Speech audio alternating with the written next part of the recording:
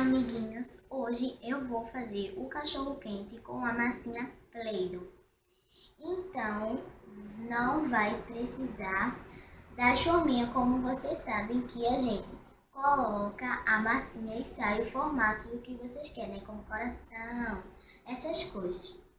Então, hoje eu vou fazer o cachorro quente. A gente vai primeiro pegar a massinha amarela para poder também, fazer o pão. Você vai pegar os pedaços assim e vai amassar. Vai fazer assim, amassar. E aí você vai fazer assim, ó, com os seus dedos, para não poder ficar muito amassado e não caber a massinha que você vai botar aqui. Aí você vai fazendo assim e faz assim.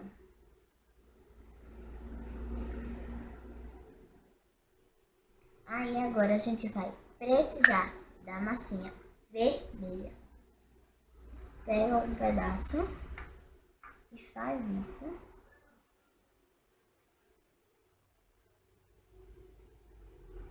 Pega mais para não ficar tão fininha e também para não também ela também não poder cair.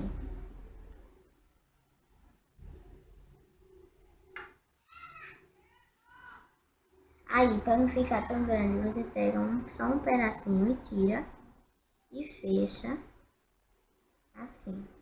E deixa assim, para não poder ficar tão grande.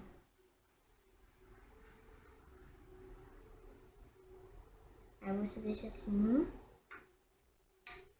lisinho. E aí, se você quiser fazer o ketchup, o maionese e a mostarda, você vai precisar da massinha branca, que é o maionese, como você sabe. Não precisa de muito não, viu? Você só pode pegar um pouquinho só pra você, assim. Aí pega.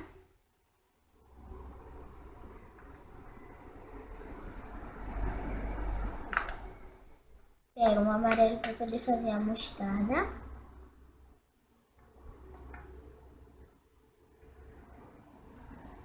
Faz assim.